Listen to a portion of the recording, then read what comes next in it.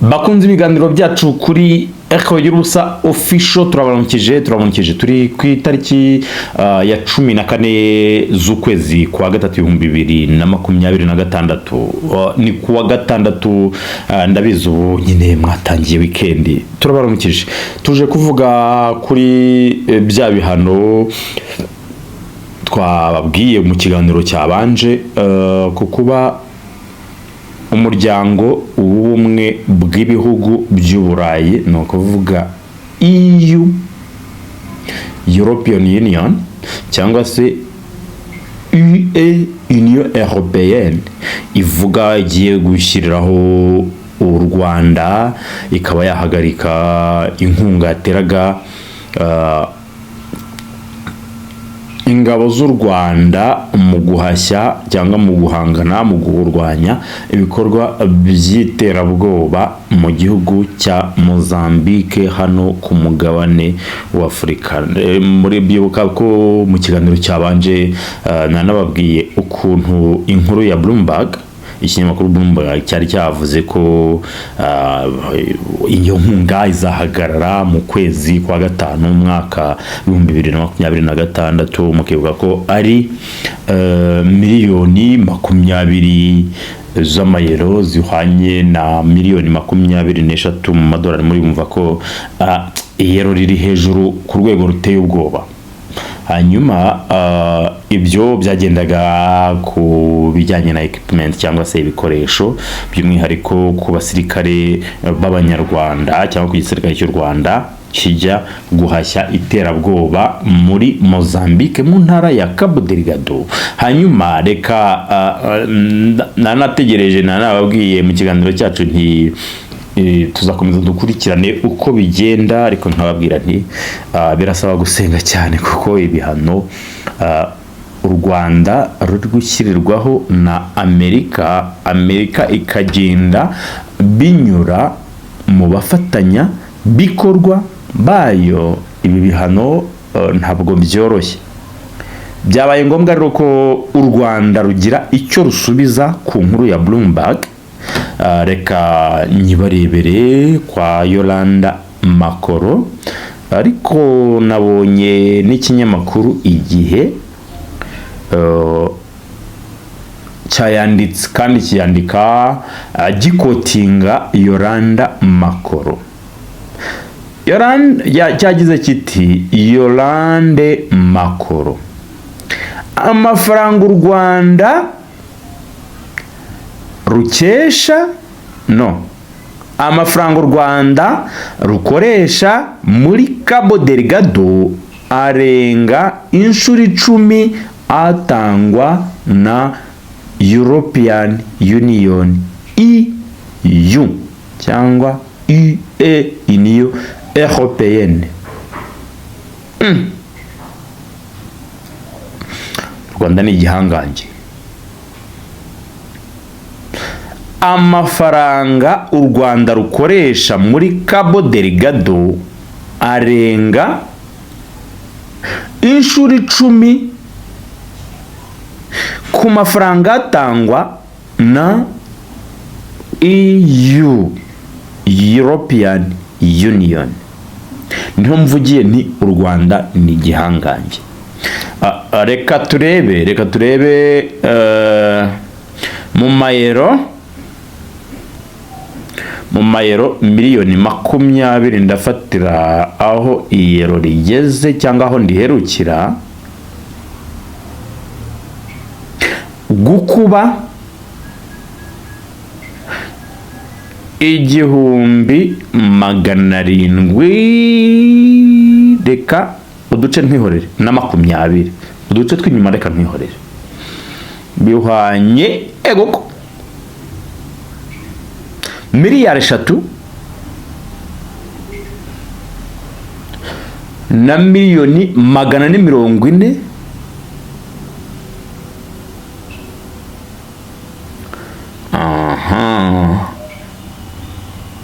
banze n'ibihumbi 100 birengaho.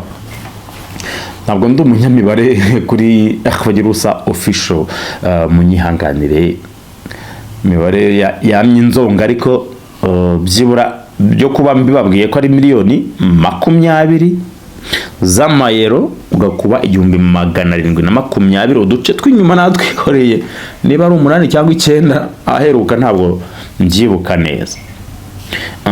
Hanyuma ibi nimbibona ndakuba inshuro 10, ubwo ntabyo mvuze, ndabona bincanze.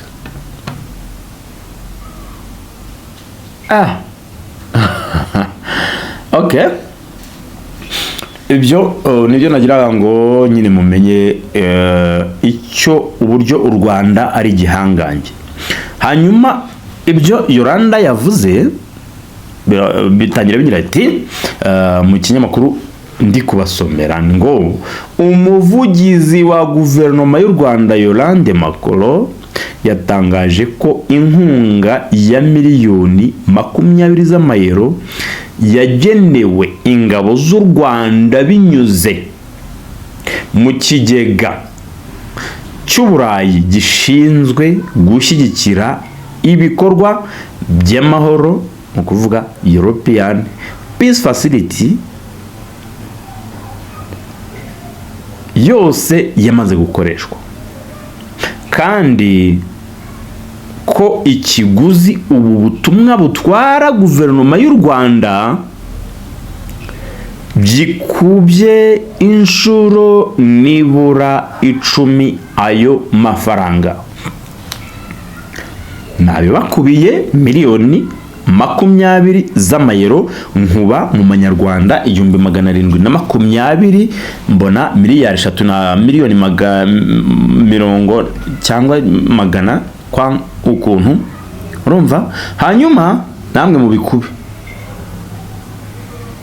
ndangije nkuba inshuro 10, namwe murabyumva. Makoro yavuze ko usibye amafaranga menshi u Rwanda rushora mu butumwa bwo kurwanya ibyihebe muri Cabo Delgado, ubwo ndibaza wa muntu muri comment wabajije ati Eric dusobanurire, abajya kurwanywa ni ibyihebe cyangwa ni abanyagihugu? Ubwo iyi nkuru ntigusobanuriye.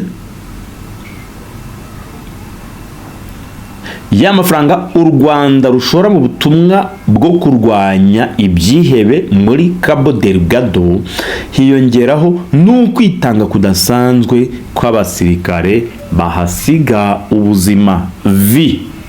Akani 100%. Iki giga kirakomeye cyane, kuko nta kigura ubuzima. Banyarwandakazi, namwe inshuti z'u Rwanda mukurikira ibiganiro byacu kuri EB Official, yabitangaje ubwo yasubizaga inkuru yatambukijwe na Bloomberg, ikinyamakuru Bloomberg, igaragaza ko amasezerano y'inkunga y'amafaranga itangwa n'umuryango w'ubumwe bw'Uburayi igenerwa ingabo z'u Rwanda ziri mu butumwa bw'amahoro mu ntara ya Cabo Delgado muri Mozambique azarangirana na Gicurasi cyangwa ukwezi kwa 5. Mbavuze ngo cyangwa nuko burya uvuze ngo Mutarama, Gashyantare, Werurwe, Mata, Gicurasi, Kamena, Nyakanga, umuntu utarageze mu ishuri ubwo kumubwira ibiki koko? Mubwira ukwezi kwa 5, ukwezi kwa 5, ukwezi kwa 7 mpaka ukwezi kwa 12. Ibyo byo ngibyo byumva ko Gicurasi ngo Kamena ikinoko. Iyi nkunga ya miliyoni 20 z'amayero yemejwe n'abaminisitiri b'ububanyi n'amahanga b'ibihugu bigize ubumwe bw'Uburayi ubwo bahuriraga mu nama i Bruxelles mu Bubiligi ku itariki ya 18 z'ukwezi kwa 11, no kuvuga Ugushyingo ku bantu mukunda kwivugira gutyo, 2024. Bakavuga bati iyi nkunga yaje ikurikiye indi ya miliyoni 20 y'amayero yemerewe ingabo z'u Rwanda mu Kuboza 2022 nyuma y'umwaka n'amezi 5 zitangiye ubu butumwa bwa mahoro.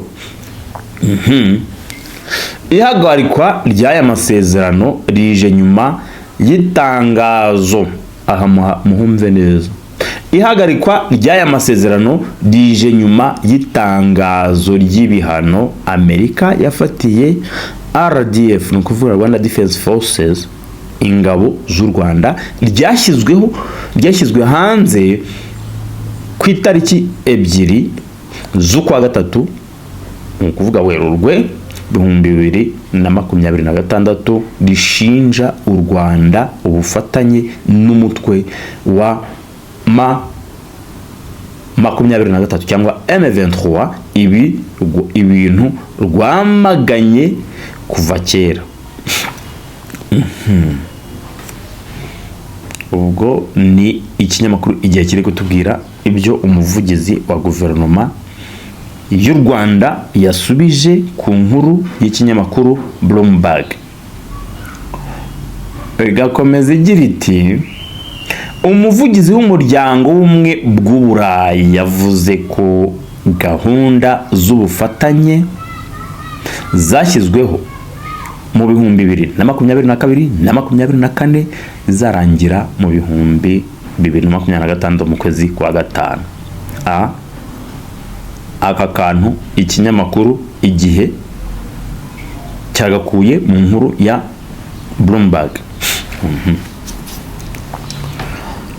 Umuryango w'ubumwe bw'Uburayi buzi ibihano Amerika iherutse gutangaza ku ngabo z'u Rwanda n'abayobozi bazo bakuru 4. Ahangaha abavugwa ni General Mubaraka Muganga ukuriye Etat Major, mukuru wa Etat Major cyangwa umugaba mukuru w'ingabo z'u Rwanda, hari General Vincent Nyakarundi umugaba w'ingabo zirwanira ku butaka, hakaba General Ruki Karusisi uyobora division ya 5, hanyuma hakaba na General Stanislas Gashugi. Impamvu bamvuga general, hari ba brigadier general, hari ba general major, bose ubundi biri ku rwego rumwe mu itangazamakuru, kugira ngo udateza urujijo kuba kumva, bose bari ku rwego rwa general. Ikibazo nuko yaba ari nka general major ukavuga ngo ni colonel, aho nago mwakiranuka, cyangwa ari lieutenant colonel, cyangwa ukavuga major umuntu wahawe ipeti rya colonel. Ariko abantu mukora mu biturika rwose mujye mutwihanganira, turi n'abasivile, njibeshyeho nta wundi mutima mu bimba mfite. Hanyuma uwo muvugizi w'ubumwe bw'Uburayi agakomeza avuga ati, turimo gusuzuma icyo bivuze n'ingaruka z'ingamba za Amerika.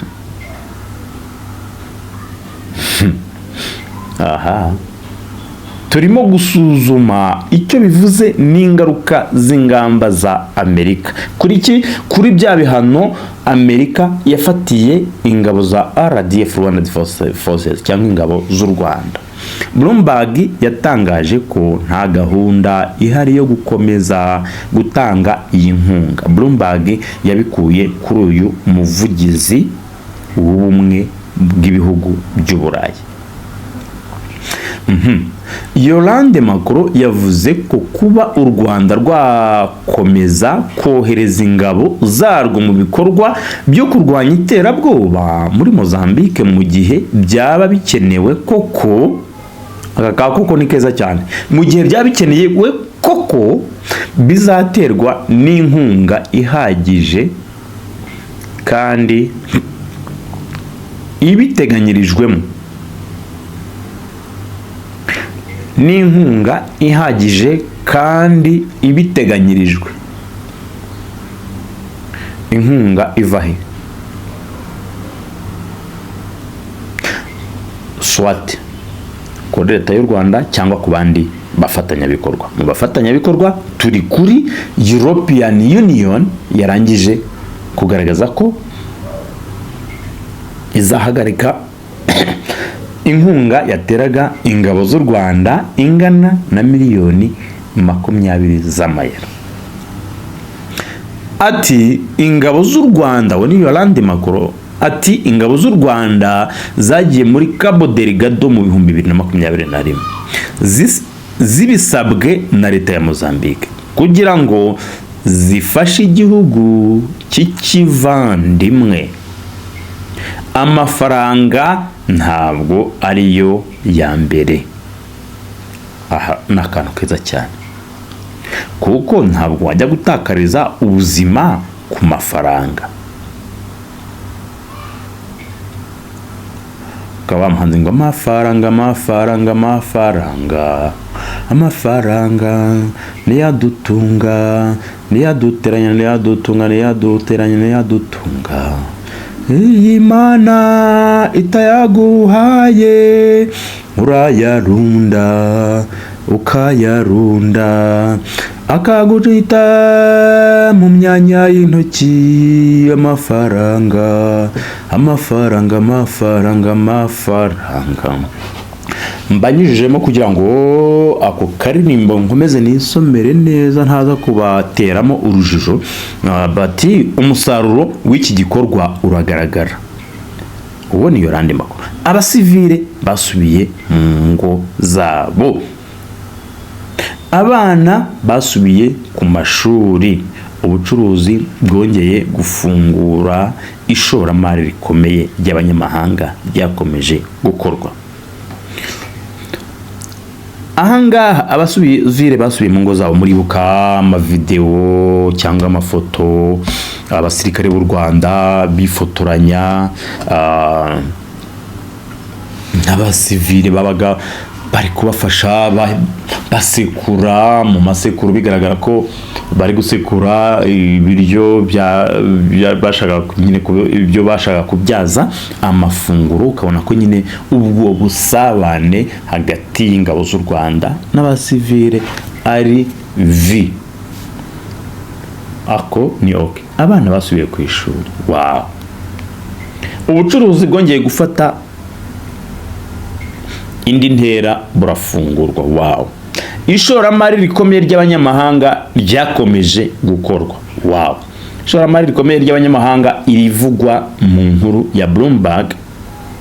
N'ishoramari ry'abafaransa hariya Total Energies ikora ibintu by'ishoramari mu bijyanye na gaz. Hanyuma agakomeza, Yolande yagaragaje ko akazi kakozwe na RDF mu guhashya ibyihebe muri Cabo Delgado kagiriye umumaro abaturage b'iki gihugu ndetse na kompanyi zahashoye imari mu bijyanye na gaz, nibyo nababwira LNG.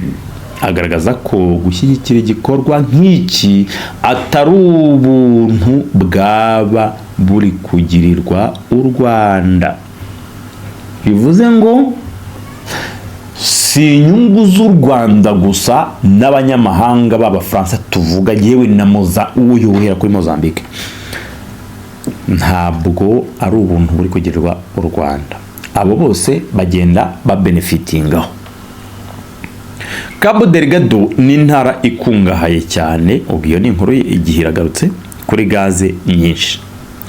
Total Energies SE niyo iyoboye umushinga wo gucukura no kohereza mu mahanga gaz ufite agaciro ka miliyoni 20 z'amadolari y'Amerika. Kayabo hahandi bashobora kuyashyira mu nzu ari impapuro ntubone naho utambukira. Uyu niwo mushinga banki yo muri Amerika ya Export Import Bank yashoyemo miliyari 4 na miliyoni 700 z'amadolari. Aho nta kandi gaciro. Umushakashatsi mukuru mu kigo Foundation for Defense of Democracies giherereye i Washington, Daniel Swift, yavuze ko Amerika ishobora kuba idashaka ko ibihano byayo kuri Rwanda Defense Forces cyangwa ku ngabo z'u Rwanda RDF bibangamira cyane ibikorwa byayo muri Mozambique. Iki gika nimuza gusoma mu nkuru ya Bloomberg, iki gika bagikuye mu nkuru ya Bloomberg kuko uyu mushakashatsi yavuganye na Bloomberg ati nta muntu n'umwe wifuza ko ibikorwa byabo muri kariya gace gakungahaye kuri gaze karimo imwe mu mishinga ikomeye y'ishoramari ry'Amerika bigerwaho n'ingaruka mbi. LNG icukura amagazi cyangwa itunganya amagazi ifite abantu benshi bayihanze amaso kugeza kuri ubu. Uwo ni wa mushakashatsi witwa Daniel Swift uri kubibwira Bloomberg.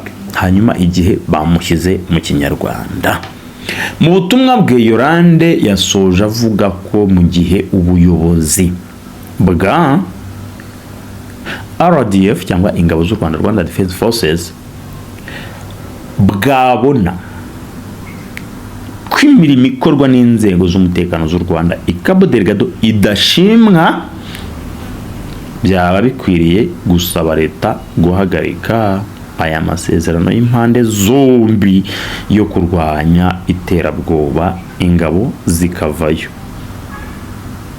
Ko byaba bibaye bibisa, byaba bitaryoshye pe, bavuyeyo byaba bitaryoshye ku ngabo zajyagayo, byaba bitaryoshye ku ngabo, ndavuga ku ngabo nka individuals, pana nka RDF nyine yo yaba yafashe umwanzuro, ariko byaba bitaryoshye no kuri wa musivile uri i Cabo Delgado kuko byamufashaga kubaho mu bikorwa by'ubuvuzi, mu bikorwa byo kumurindira umutekano, mu bikorwa byo kumva ko ibyo yahashye arabirya neza, niba atashoboye no kubitunganya ingabo zikaba zamufasha kubitunganya. Aha rero ntabwo byaba biryoshye. Niyo mpamvu uvuga nti kiriya gika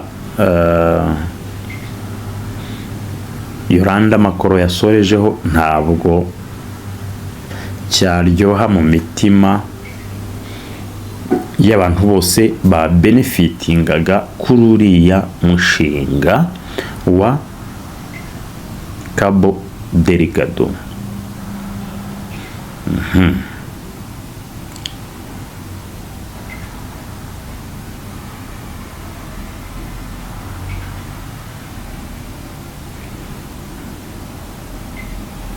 Ndabibona Yolande yasubije mu Cyongereza, hanyuma igihe babishyira mu Kinyarwanda ngo the sustainability of Rwanda's bilateral counter-terrorism deployment in Mozambique, if our forces are actually needed, depends on adequate predictability funding. This is what European peace, ibingibi nibyo bashyize mu Kinyarwanda ngo this is what the European Peace Facility Pathway Fund, and so far around 20 million euros has been in this burst. The full cost of one that is at least 10 times more. Cya kiguzi kigenda kiva ku Rwanda kigenda ku ngabo zijya muri Cabo Delgado ngo gikubye inshuro 10 kubitangwa na European Union. Nibyo mbahaye ku byo twari twatangaje ko Bloomberg yavuze ko ingabo z'u Rwanda zigiye gukorerwaho inkunga zahabwaga na European Union mu kujya kurwanya ibikorwa by'iterabwoba muri Mozambique. Hanyuma icyo wenda abantu mutagomba kwirengagiza cyangwa tutagomba kwirengagiza nuko inkunga iyo ariyo yose burya ntawanga inkunga kuba nyine yavaho byanze bikunze hari ikintu kigabanuka, birumvikana. Hazabaho kuba inzego zibishinzwe zarebera hamwe icyo bivuze, cyangwa wenda bakavuga bati nkuko yavuze ati nituzabona umusanzu u Rwanda rwatangaga muri Cabo Delgado udashimwa, u Rwanda RDF izabivamo, bizasabwa leta y'u Rwanda RDF ibivemo. Ariko ikiri cyo nuko nyine umuntu aguteye inkunga ukajya ukabona kuri kamera itameze neza, akavuga ati fata iyi ngiyi niyo igaragaza amashusho neza. Byanze bikunze, cyangwa se wenda si ikibazo cyo kugaragaza amashusho neza, fata iyi kamera, urumva izatuma urushaho gukora akazi neza. Birumvikana atayimpaye akazi ndagakomeza, ariko burya ikintu bita inkunga ni inkunga nyine, tuyirekere kuri urwo rwego rwo kumva ko ari inkunga. Hanyuma tujye ku bihano. Kuri ibihano, ahantu biri kugenda bigoranira, biragenda bigira ingaruka. Muribuka ko Leta Zunze Ubumwe za Amerika, ikigo OFAC cya kindi gishinzwe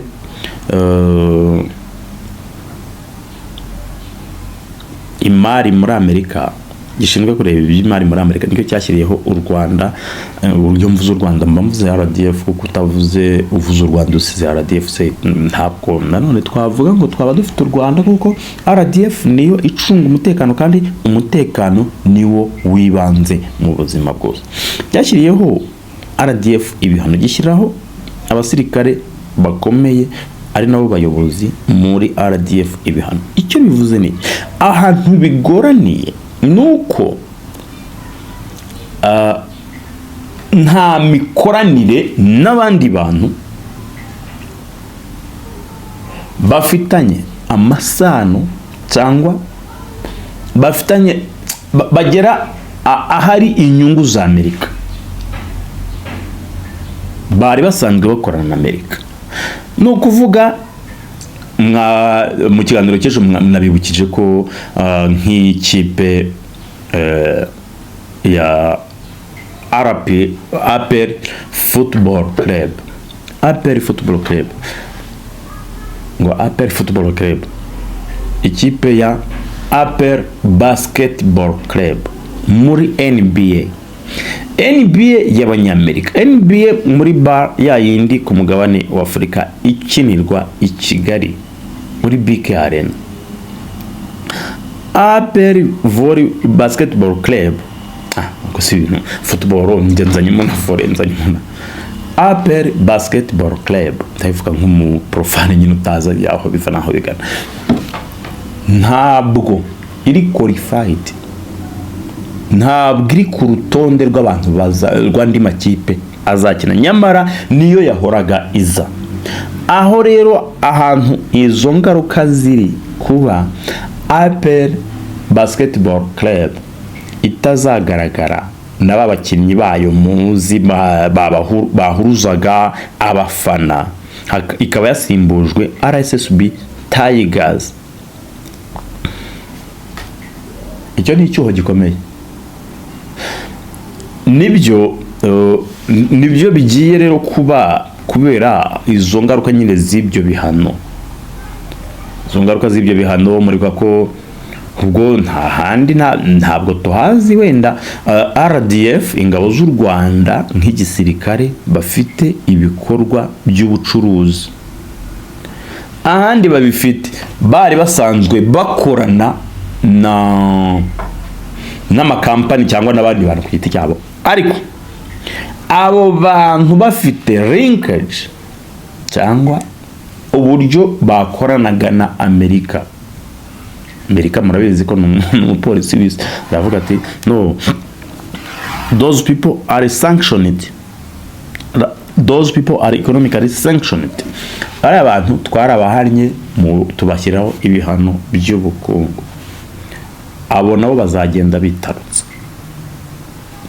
Ubwo rero biragoye. Nababwiye nti abashoboye gusenga nimusenge abakora diplomasi namwe mukore iyo bwabaga, kuko ibi bihano ntabwo biryoshye, ni ibihano bibishye kubyumva.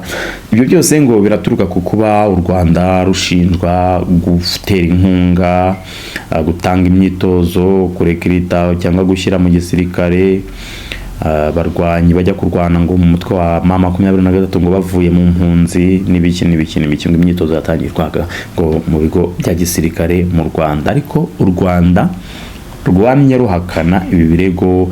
Muribuka ko mu gushyiraho ibi bihano u Rwanda rwatanze itangazo, yewe na perezida w'u Rwanda Paul Kagame mu ruhame yavuze ko ni ibihano nyine bya bindi bigiye umujyi umwe, nyamara ngo Repubulika ya Demokarasi ya Kongo itarashyizeho yarahonyanze amasezerano yo gutanga agahenge. Akavuga ati ntabwo byumvikana, ariko u Rwanda rukavuga ruti twe u Rwanda nk'u Rwanda twiteguye gukuraho izo ngamba z'ubwirinzi a kondisiyo ke, cyangwa se mu gihe Repubulika ya Demokarasi ya Kongo nayo yakubahiriza inshingano yemeye mu masezerano y'i Washington yasinywe ku itariki 4 z'ukwezi kwa 12 2025. Ubwo rero barivuga ko